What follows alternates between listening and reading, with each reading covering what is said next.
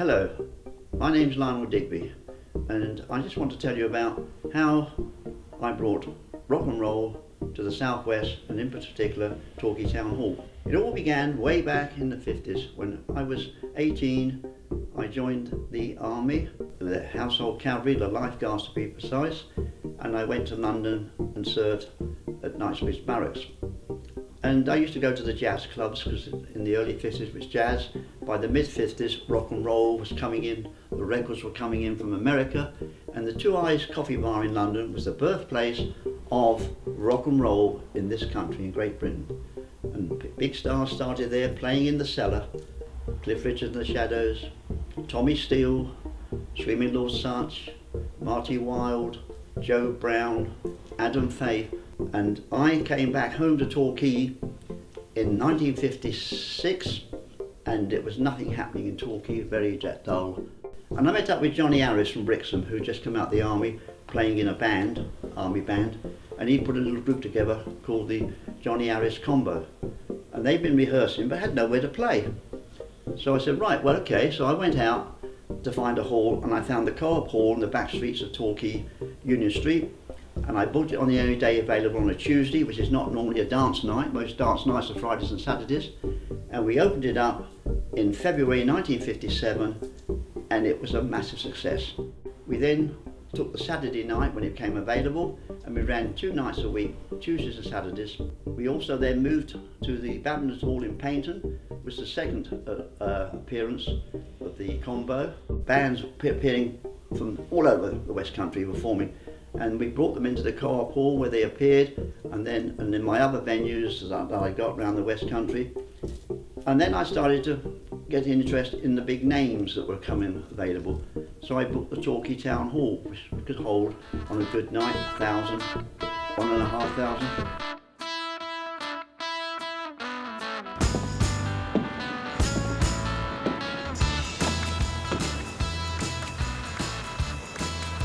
And this is where it all began.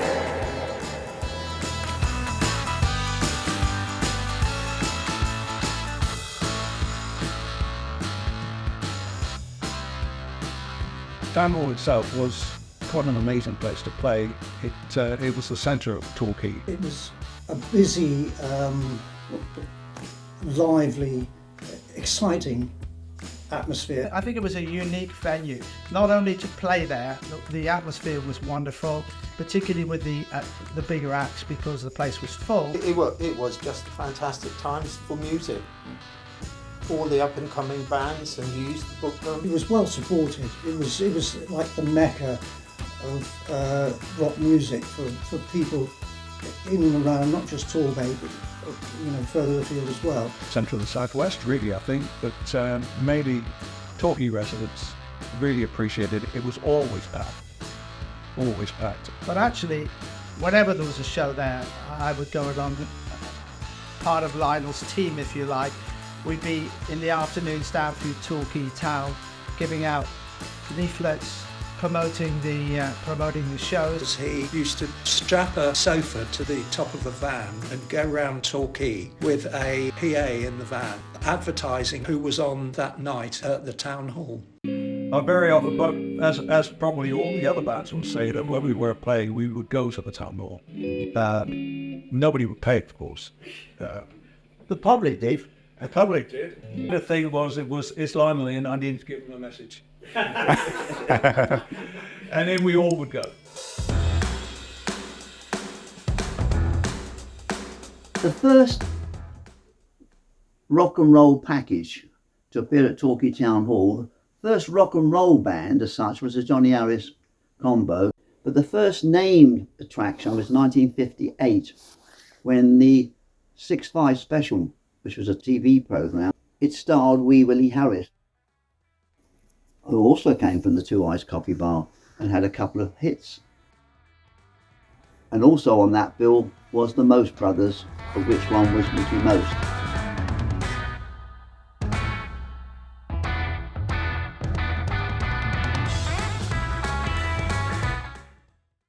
And the other person who was unknown and did his first ever appearance down in Torquay, after appearing at the Two Eyes Coffee Bar in London, in 1959, came down the Torquay Town Hall screaming Lord Such and his Savages. By then he was a well-known, well-established artist. That was in 62. But he appeared at Torquay Co-op Hall in 1960, completely unknown. Part of the bill, which was the Two Eyes showpiece. All the bands that appear at the Two Eyes Coffee Bar in London. Not only that appearance, he did a lot of dates in the West Country for me, came back to Torquay Town Hall several times. I got to know Dave very well over the years, and we were good friends for 40 odd years. A character, a showman. People came to see him because he was outrageous, he was fun. And as a person, he was a great person to know. He was a good friend, and unfortunately, we lost him some years ago.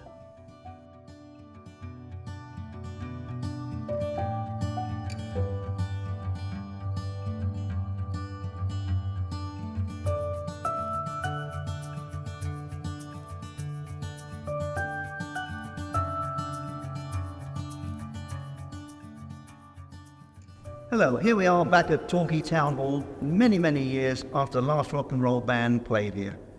And I'm happy with today an old friend of mine, which go way back to the 60s, Jeff Walkie. How are you, Jeff? Haven't seen you for a long time. It's good to see you. And so we go right the way back to the early 60s when the first band was the Rockin' Ricardos. brings back many memories. Yeah. Became the Vicarage 5. But you went to France as the Vicarage 5, but only 4 of you. Yeah, very strange. Nobody ever questioned it. Can you remember any particular band you played at Torquay Town Hall support? I mean, you'd have more than one support here, but... Well, the last one was The Love Affair, 1968. You had another stage over that side then. And that was with the Phase. Because you used to do a lot of freelance work, didn't you? Playing bass with different bands. Yeah, that's And right, yeah. There was a band that I used to have from Cornwall called The Reaction, which you played bass with. Yeah. You had a very famous, well, he wasn't famous at the time, but became quite famous, the drummer, and his name was Roger Taylor. Roger Taylor of Queen. Queen, right. Yeah, and you played with them. Yeah, it wasn't for Not very with long. Queen, but before. Roger was a public school boy, and it was on their holidays that they were doing these gigs and their bass player couldn't do them. So I think it was you and Sandy asked me if I would do it. So I'd just come back from Spain with the Rustics, and I said yes, I would do it. So I did it for the 2 months, touring around Devon and Cornwall in an old Bedford van.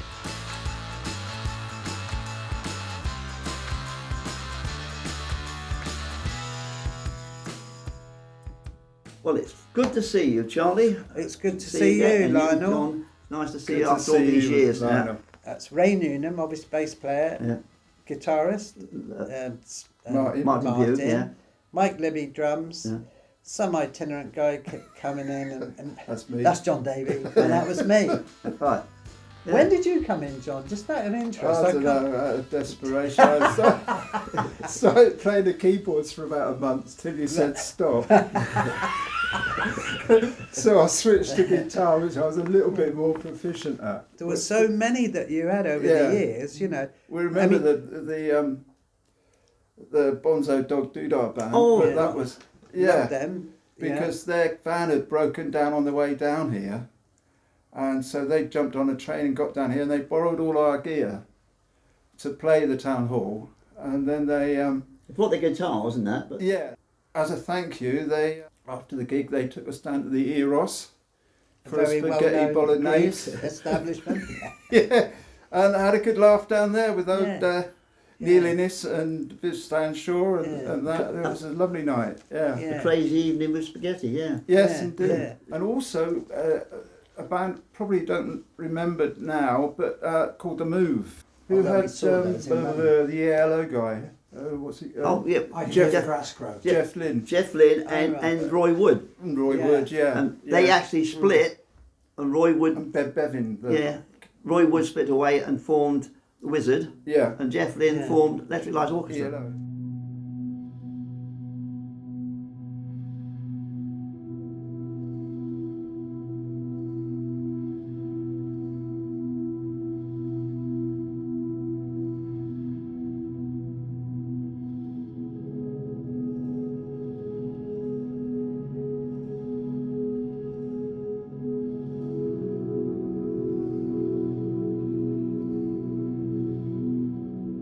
Well, this is quite some occasion, all of us back here together again after all these many years. Andrew, Rob, Wilf and Terry. Terry on keyboards, Andrew on bass, Rob on drums, I was on guitar and mostly vocals. And we did a huge mixture of stuff, from sort of early Pink Floyd influenced stuff, the Beatles stuff. We used to do Day in the Life and things like that. We did and started writing our own material as well and fitting it in with it. So we were with Lionel in the 60s, but I hadn't taken on board the fact that you were up and running 10 years before that. A completely different genre of music was being promoted by you. And then after we were dead and gone, you were still pursuing it, and with all the guys well on into the next century. Absolutely amazing. Yeah, we supported Colosseum, Taste, Black Sabbath, Traffic, Moody Blues, Derek and the Dominoes, Canned Heat, Free. I mean, you name it, really. We were there. I remember you going up to doing a youth club outside London somewhere. Oh yeah, that was the 3 Tons in Beckenham, which was the Beckenham Arts Lab run by David Bowie. But did you only do it once, or did you go there regular? I can't remember. We only did it the once. It was a one-off gig on a Sunday night. We were set up ready to play. And you had a support band, ready? And we had a support band who turned up, and it was David Bowie with his new band called Hype with Mick Ronson, and basically who became the Spiders of Mars. So they supported us. It was a very, very interesting evening. Nice guy. He was in the fringe jacket and the Gibson 12 string in those days, and he hadn't done the face painting and stuff. Well, that was what, a year or two That before? was just about a year or two later. Well, hi, I'm Becky Nuttall. I'm a Torbay artist and poet. I've always lived in Torbay, always lived in Brixham. Torquay Town Hall was the place that we went to hear music. And I saw David Bowie in 1973 when he was on his Ziggy Stardust tour. And that's the one that ended at Hammersmith, where he said, the band is broken up. What I remember most about it was I went with friends who were quite a bit older than me. And one of them knew the bouncers, the security on the door, and they managed to get us to the front of the queue. Although we had tickets, we were ushered in. There were about 6 of us, but they gave us what they said were the best seats in the house, which is the balcony at the back. But when you're 15, obviously 15 coming on 16, I wanted to be down. Wanted to be down the front with all the other 16-year-olds going nuts. It was a good view, but I was absolutely, in terms of Torquay Town Hall, miles away. I remember being really careful about what I wore because David Bowie was going to see me. Jake was stuck at the back. But the songs, I got it into right at the beginning and Space Oddity and Hunky Dory, and he did play Space Oddity and all those seminal songs. The band were just incredible. So he did the set that you'd want to hear if you went to see David Bowie. And it was Aladdin Sane that just come out, so he did do some of Aladdin Sane, so he did a really good set. Hello, Rick. Good to see you. Long time no see. Good to see you too. You've come back to Torquay after how many years? Well, I left in 1973, whatever that is, 50 years, isn't it, I suppose? Yeah. 51. And but you weren't in a band then? I wasn't in a band, but I was very much involved with Town Hall as a punter and also as a roadie with Adolphus Reedway. Now, you were actually a punter at the David Bowie concert in 1973, which was part of his national tour, and you took this most fantastic photograph of him on stage with his kimono on. Absolutely fantastic to see David Bowie on our doorstep. I was a massive fan. I'd become a fan listening to Hunky Dory, and then when Ziggy Stardust came out, which was absolutely brilliant, great musicianship. I just felt like we were should be the envy of the world. We got David Bowie coming to do the Ziggy Stardust tour, 10 minutes from where I was living at the time. I was so excited by it. All my friends were. And it's just one of those moments in my history, really. Yeah.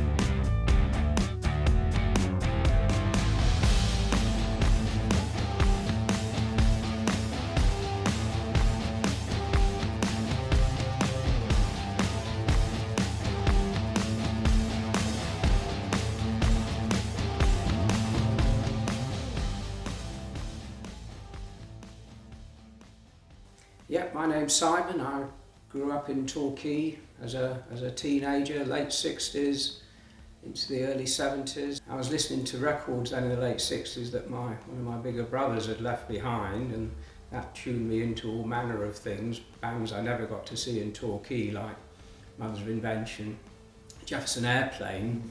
But by the time I was 14, I was thinking I need to come and see some of this stuff for myself. And amazingly, the rock music scene in Torquay was really possibly second to none, certainly I would have thought in the south of England. Although I'm sure I was taller in those days, I used to like standing about the middle, because you could get better view of what was going on, you get better sound. And of course not everything happened on the main stage. There's on the right as you went in on that wall, I think was sometimes where the support band would play, and Davy Jones and the Light Show. Okay, good afternoon. My name's David Jones. I used to work for Lionel Digby. Hello, Davy. Hi. Hey, we've known each other for a very long time. Yeah, 30 odd years. Is it more than that, I would have thought? Possibly. That goes back to the early 60s. Yeah, I first met you down at the Esplanade in Paynton, which is now the Lionel Digby. And you used to run beat nights on a Wednesday and a Saturday night. And I used to go down to those beat nights, and that's where I met you. And I remember I went on one night. The guy who normally put the records on in between the breaks and in between the bands going on had gone missing, and you asked me to put on some records in between the breaks. And that really started you off as a DJ? Yeah, that's right. I did that for a couple of years for you down there, and then moved across to Torquay and took up a residency in the Empire Ballroom. That's correct, and you were there as Davy Jones' locker. Now, what I'd like to ask you is, because I couldn't very often, busy, and usually on a Saturday afternoon, when the bands were setting up, yes, or even a Wednesday afternoon in the height of the summer, you used to pop down for me to make sure everything was going fine with the roadies setting up and there. That's right. And you got to gel more with the band and some of the big names and that on stage more than I did. Well, yeah, I mean, I used to help get the bands in and get them onto stage.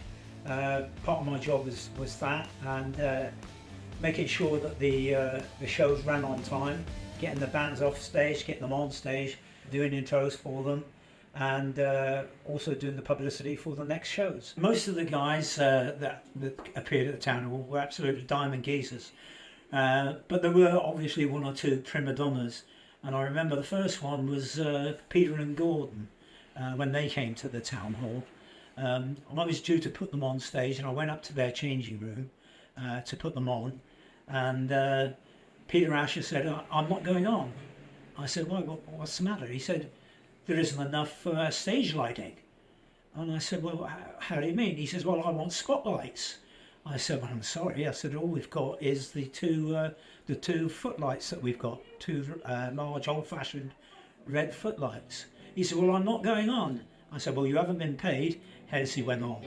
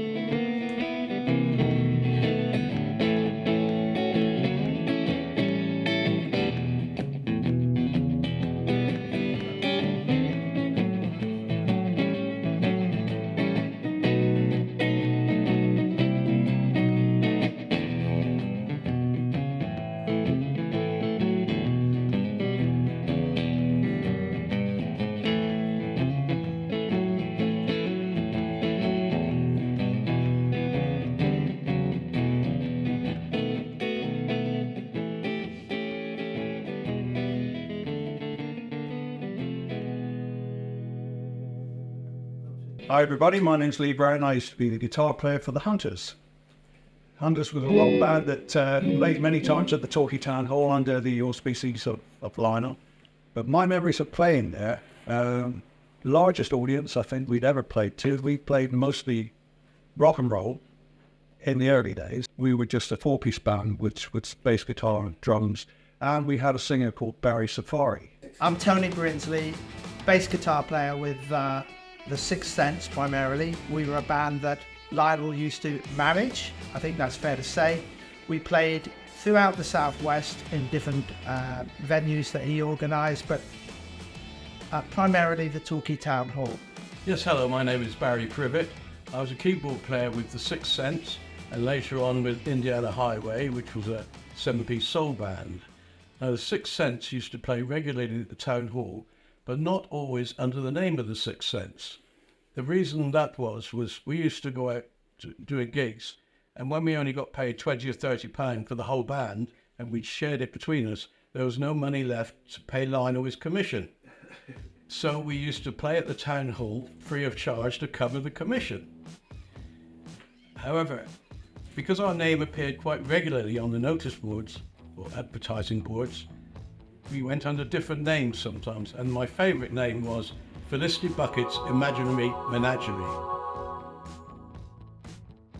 The first time The Who played there was particularly memorable. We shared a dressing room with the various band members. It was at the height of Keith Moon's extravagant behaviour, I think, fair to say. And we experienced it all. In fact, I remember their road crew saying to us before the show, make sure you get every bit of your equipment off the stage prior to The Who going on, because they wouldn't be responsible for any of it. They tended to smash up their own equipment, and they didn't want us to be involved in that as well. They were great guys, but my memory of the dressing room with them was seeing the blisters and the cuts on their hands, especially with Keith Moon's blisters from playing drums. And they didn't notice it. They just didn't seem to notice it at all. But they were great guys, and they were good times. We played with them, I think, once or twice. Hello, I'm Wendy, and I worked in Torquay Library at the time. The Rolling Stones came down, which is really my favourite at the time. I think because we worked in the library, we used to get inside information from the town hall, because of course we're all linked together. When we heard the Stones were coming down, we thought, all right, we've got to get in on this. I said to my friend, we'll find out when they're coming and see if we can somehow help out. So we said, could we possibly be programme sellers or sort of walking around trying to keep some semblance of order? And luckily, 2 of us got picked. And we started off on the early warm-up show. And they were good. And everybody was screaming and jumping about, not being overly excited. We were told, right, you've done your stint. You can't stay for the second main feature. You must leave. So we looked at each other and said, thinking, So I don't know whether anyone remembers the town hall. The ladies' toilets were right down a whole flight of stone stairs and were sort of under the building. So we went down the stairs, took our shoes off and held our shoes in our hands because we had super high heels on.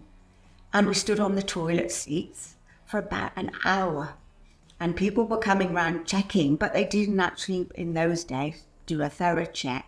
And then we worked out the time must have been suitable for us to get back up there again and hope that nobody would say, hey, what are you 2 girls doing there? You weren't booked for this. Mick and everyone were getting reassembled. And I stupidly said to him at the time, is there anything I can get you? And I thought, oh, nowadays I wouldn't have said that at all. And he went, no, you're all right.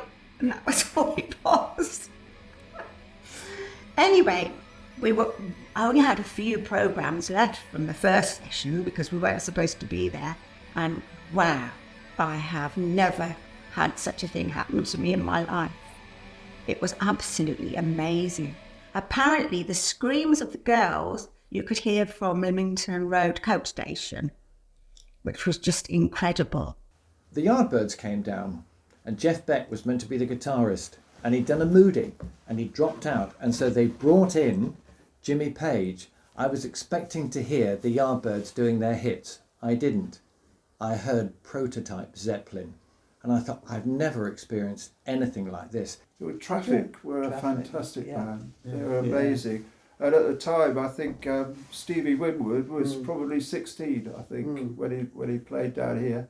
He played both Hammond organ and guitar to a really high level. I have to say that if you were playing in a band in the 60s in the Torbay area, you were very lucky to have someone like Lionel who provided a platform for us to perform with name bands. Well, I was lucky to get good bands at a low fee.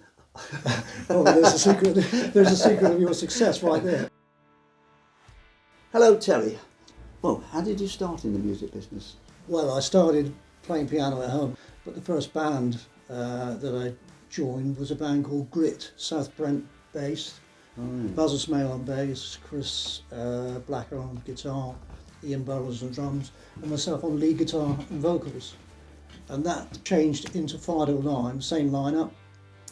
About the time of the progressive rock, as the name Fido Line would probably suggest. Yeah. And there I met Richard Pickles, who was forming a band at the time, and I think, you may correct me on this, I think the first band name that he had was Doric Factor, which evolved into Adolphus Rebirth. Yeah. You know, Well, I have a photograph here of Adolphus Rebirth, which I think you'll find yourself in it.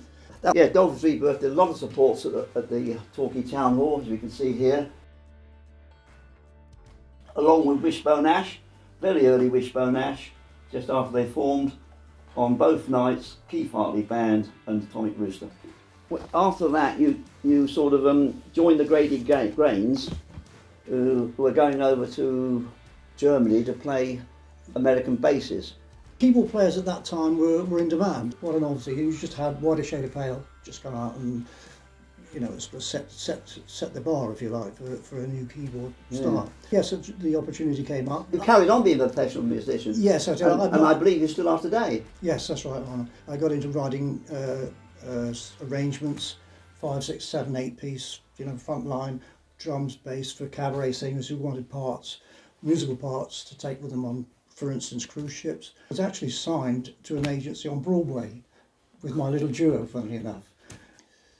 In the 80s, I was a Wurzel for 2 years. I joined the Wurzels for 2 years. Can't get any higher than that, can you? Well, that's right, yes. And that was great. Various tribute bands, which the latest of which is this, the Beach Boys, which is in its 8th year of touring at the moment, do probably 30 or 40 theatres, festivals. We've worked in 2 festivals in Holland, Portugal, Cyprus. We go to Scotland a couple of times a year. Next year is going to be our farewell tour.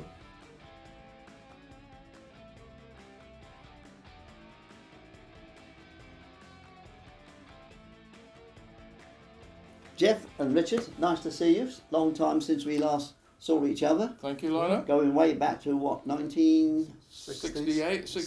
68, which was the first band, was called Chaos. Chaos, that's correct. you remember it? I do, yeah. Chaos played the usual venues around Devon and Cornwall. Yeah, absolutely. Yeah, he used to find quite a bit of work for us, you know, and thank you very much for those days. Yeah, a lot of village hall stuff, a lot of the town hall ones. Well, this is what we mainly want to talk about, is Torquay Town Hall. Yeah. And not only the name bands that played there, but the local bands that appeared as supports, you know. So can you, off the top of your head, name bands that you've supported? Yeah, sure, yeah. I mean, the one that really stands out for me were the Equals. Oh, right, yeah. Because at the time, they were plugging their big hit, Baby Come Back. That's right, yeah. We asked them if they minded if we did our cover version of it, and they agreed to it, which was great. And then at the end of the night, when we were packing our gear up, they were having a game of footy in the town hall. You know, the crowd had all gone. And Eddie Grant came up and said, "Hey, we like your version of our Baby Come Back. And we've been talking, we're going to write you some material." Yeah, So we're still waiting for it. Well, you never know, it might come. You never Keep know. watching the post. What is the story between Haytor Rock and the Chaos? Well, we... I should imagine it was pretty windy up there. It was windy, but it was all stage managed for us by Spotlight Southwest. Right. They heard about our prosecution from the neighbours. Noisy. Noisy rehearsals. yeah. And the next thing was that we were organised to go up into Haytor Rock. Spotlight Southwest provided us with a generator, and we did a couple of numbers. And put it on Southwest? Yeah, it was on the so that was your first the rest gig is then? history. Yeah. Oh, And we got some good well, there you go, there. events from that. Well, that's...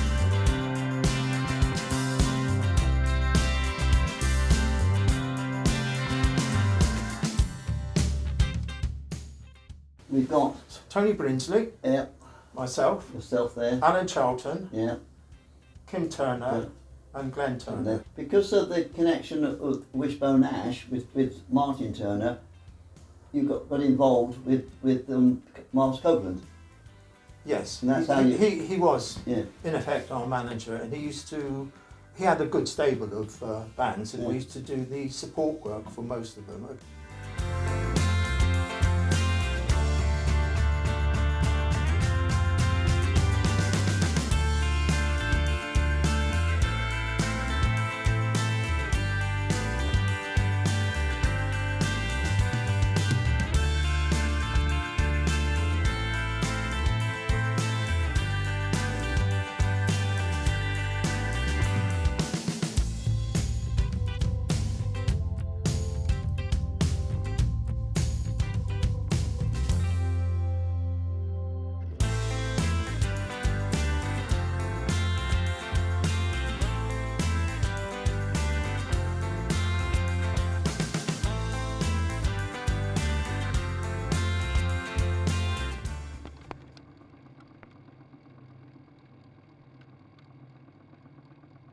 I'd like to talk about some of the bands we've not been able to interview because we don't know where they are.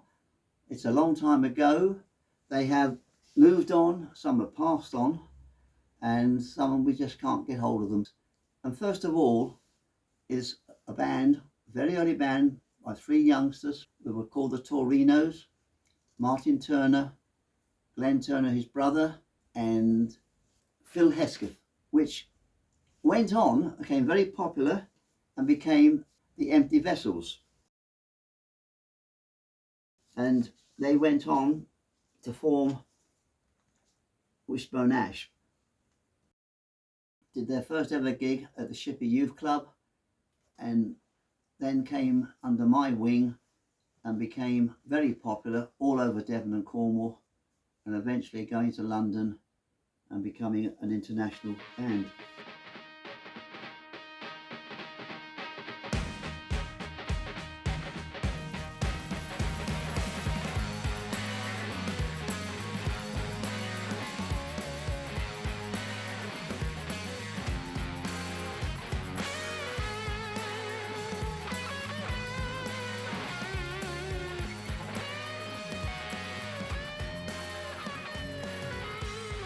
Well, Lance, it's a long time since we last met.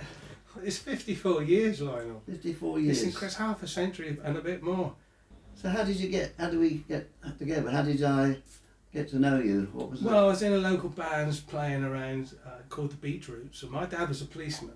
Was he really? Yes, he was. He was a policeman, and he said, I've got to go and see Lionel. Did he? Was he really? Yeah, there's so many parking tickets on. I said, but you like him and I like him. So I'd see if I can get you some gigs. And he did. He came up and he said to you, and he also said to John Peelu, who I think was in your shop at the time, he said, no, it's far too young. They're far too young. So we put up with that for a little bit.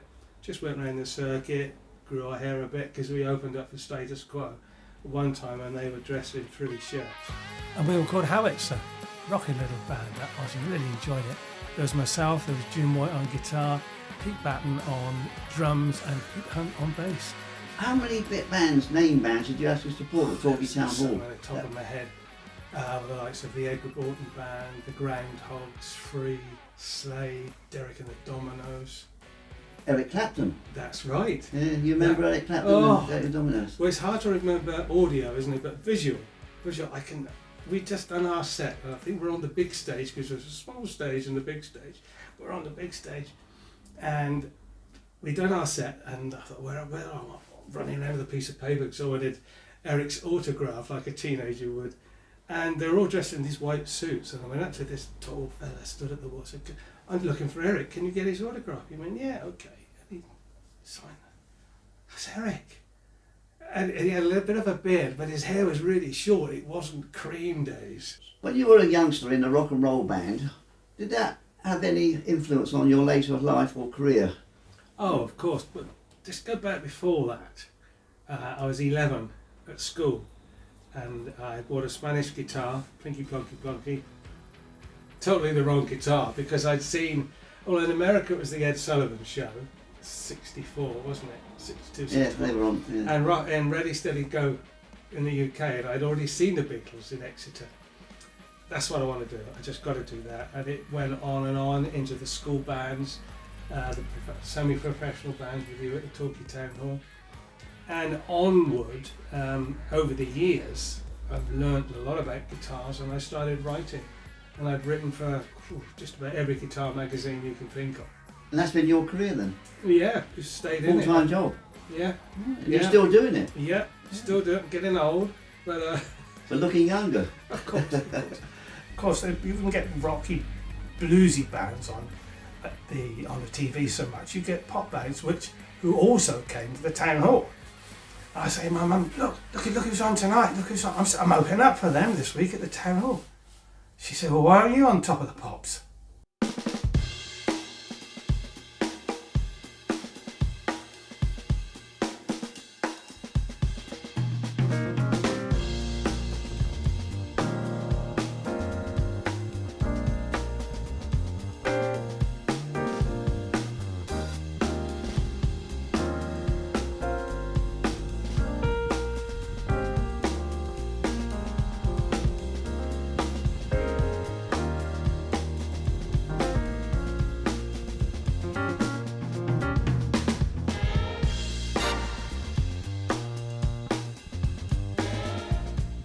I'd like to talk to you today, Dave, about your contribution to the music scene in the 1960s as a drummer. Every village then, or small town, had their Saturday or Friday night dance. That's right. And Lionel would be the man who would get the bands in there, whether we went, other ones, Hunters, whatever, lots of us went.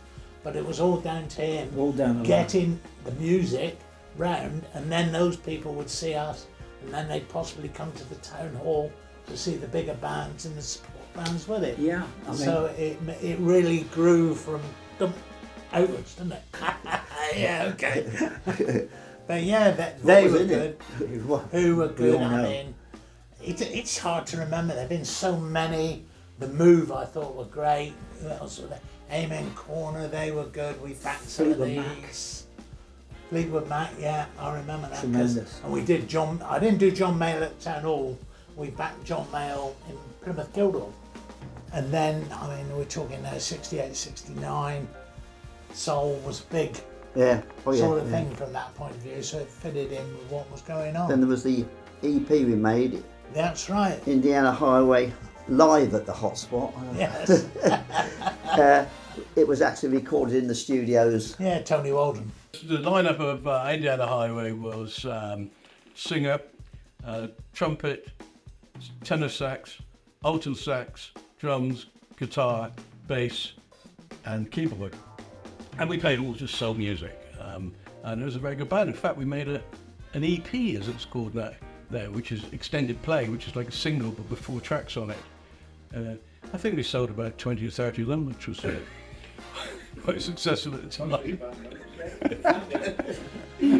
Hello. I think, hang on a minute, let's just finish it off. Yeah. I sold Hang on, no, finish it. I think most of them now have been melted down and used as flower pots. I've done it. Thank you. That's such a brilliant.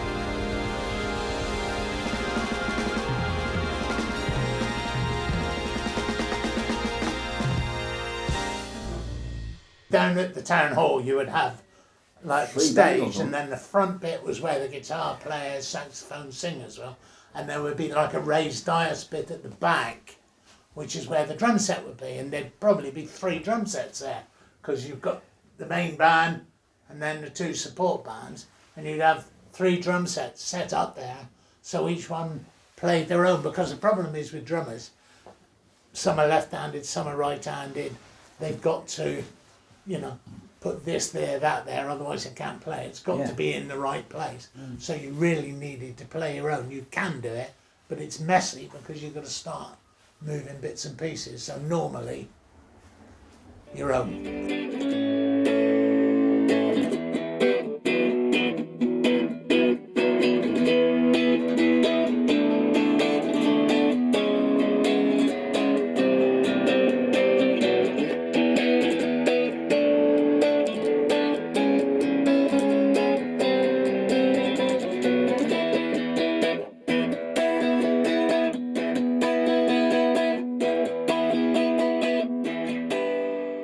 Well, Mike, it's a long time since we've met up. It is, yeah. We go back quite a long way, early 1970s. Yeah, afraid so. And you had a little band called?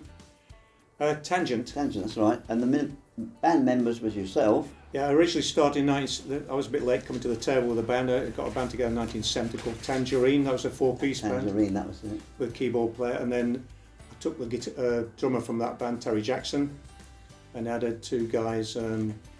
Myself, I was a singer guitarist, Lance Bird on guitar, and Colin Lear on bass.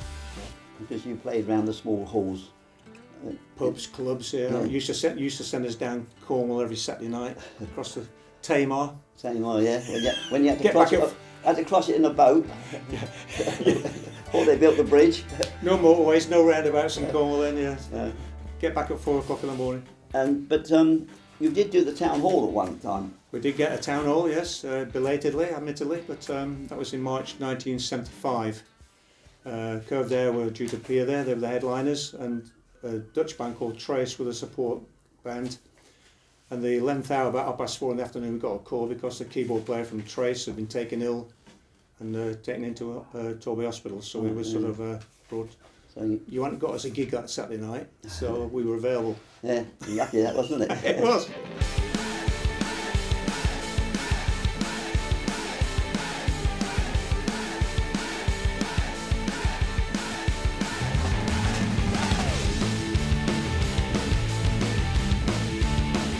So, Kev, you and I spent quite a time. We certainly did. I'd say.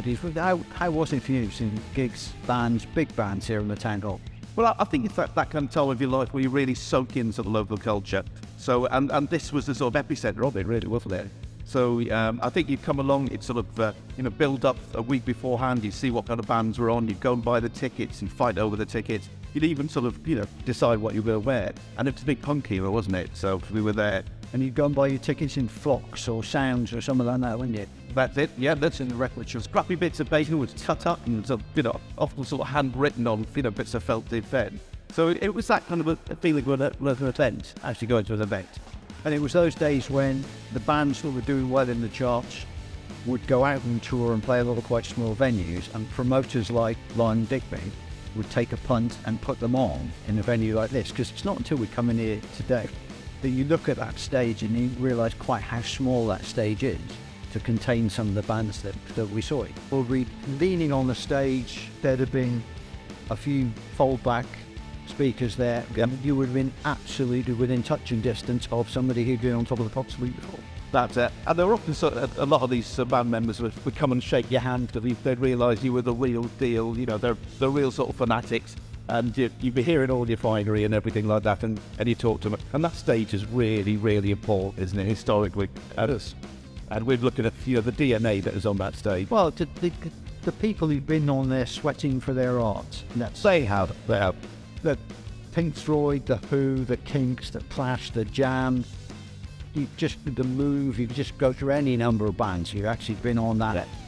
Exactly there where we are now. It's a DNA physical record of nearly every some major performer from the 1960s and 1970s. So it's a real treasure, and it's a real sort of artifact of our time. And still, however many bands I've seen, and you're probably the same, the most electrifying moment of all for me is when the Clash came on stage there, July 1978. Yes, we were there. All that back wall was taken up with flags. Yes. They came on, they started the set with Tommy Gunn, which is anybody who knows the Clash will know, is a bit of a rabble-rouser anyway. Yep. And they were right there.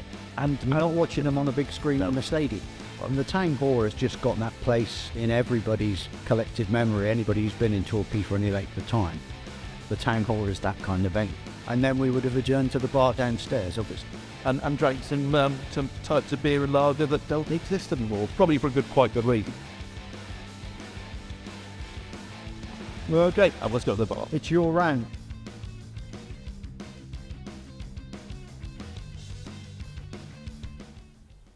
I'm always asked about the Sex Pistols, what happened? Why didn't they appear in Torquay? They were due to appear in Torquay in October 1976 at the 400 Ballroom. I then received a phone call from their manager, Malcolm McCallum, saying could he change the date.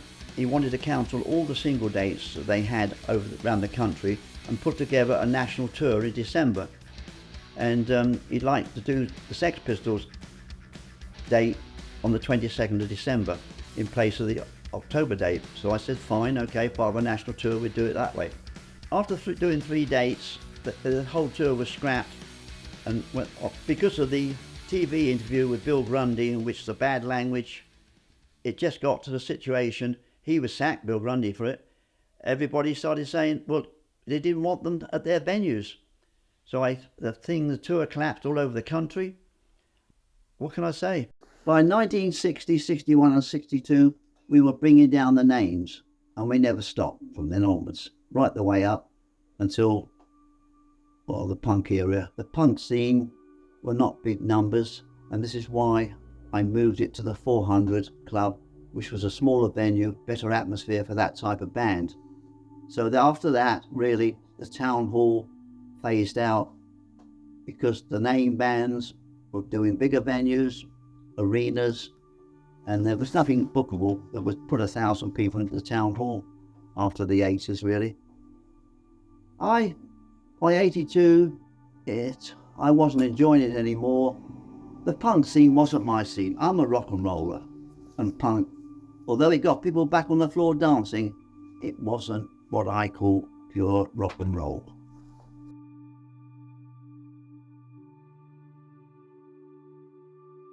Oh, it'll be obviously a record of music in Torbay in the 50s, 60s and 70s and early 80s. At the time I was doing it, it was never thought it was going to be so important that period was going to be the music of that period was going to be so important. I suppose the legacy is that Torquay Town Hall became a major venue for big names, and local bands got their stage presence by being on stage with the name bands. They learned from them and got their stage presence. And as we know, several Torquay bands and several members of bands went professional and made a career out of music. Lionel, how you doing? How you doing? Nice to see you. Nice to see you again. It's a long time. Long time no see you for a while. When was it originally? When did I first meet you, Drew? I mean, it's a long time ago, wasn't it? I think, I've been thinking about it, I think it was late 60s, 68, 69. Yeah, I was a junior advertising rep for the Herald Express. And one of my duties was to come up Market Street once a week to Lionel's office. The old police station. And collect all the adverts for the forthcoming events at the Town Hall and the Pavilion as well. Didn't I give you a press pass? I got a press pass, yes, which stood me good, because I was at Herald Express for about 2.5 years, and I used this press pass for about 8, 9 years. So you saw everything for nothing? I used to get all the gigs for nothing. Yeah. Oh, I shouldn't have told you that, should I? No, you can pay me later. But I used to go every week to the Town Hall, and it was just a fabulous atmosphere, wasn't it? You can't believe who was there, can you? Yeah, no, yeah. The people that were there. The Eric Claptons of this world, and the Who's and the Kinks. And imagine that. Imagine that. People coming. Canned Heat. I mean, Yeah. Candide seemed such a big band at the time. You think, why would they come to Little Torquay? But Well, Lionel had the gift to drag them in. And I was at the Herald Express and just saying, oh, I play a little bit myself. And you said, oh, do you want to do a support act? One day, and I was terrified, to be honest. I thought, ooh, what am I going to do? But it was easy. It was easy to, in the end. Once you start, it's good fun. Yeah. And then I just went on and worked. You know, gave me the confidence to go and look for work elsewhere. And you're still, still at it now. I think you're still playing. Still at it. Yeah, still playing music. Yeah. Yeah. So what do you think? What's the legacy of the music of that period from the 60s and 70s? I mean, that was sort of, you saw the 60s and 70s, didn't you? Well, I suppose it just encourages people all the time, doesn't it? Youngsters. The young people see things going on and think, I could do that. I could do that. You know, it's not as hard as it seems. The thing when you see a big band, or you think of big bands, you think they're brilliant and all that, or never be like that. But they can be, you know. They have been from Torquay, as you've seen in the film. Yeah. The number of youngsters. It takes away the mystique of the fame and everything like that. I think when they go and watch them live, I think, I could do that. Yeah. And they have done a bit of hard work, and we've had a few bands and people make success from Torbay, haven't we?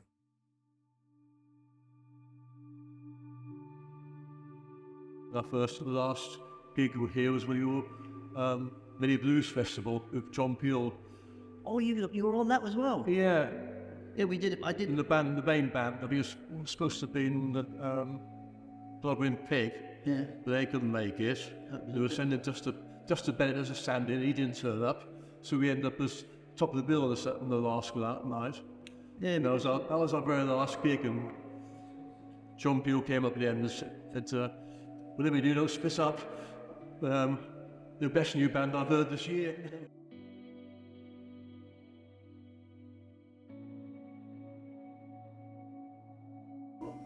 Well, when I was doing it, I did it in the beginning because I liked rock and roll and I enjoyed doing it. It became a business, and I suppose the man that made the music, I suppose it could be, for Torbay. Yeah. Lots of people say nice things about me, which is very nice of them. I'm just so glad that so many people enjoyed what I did, and that music is still alive today. Rock and roll will never die. Long live rock and roll.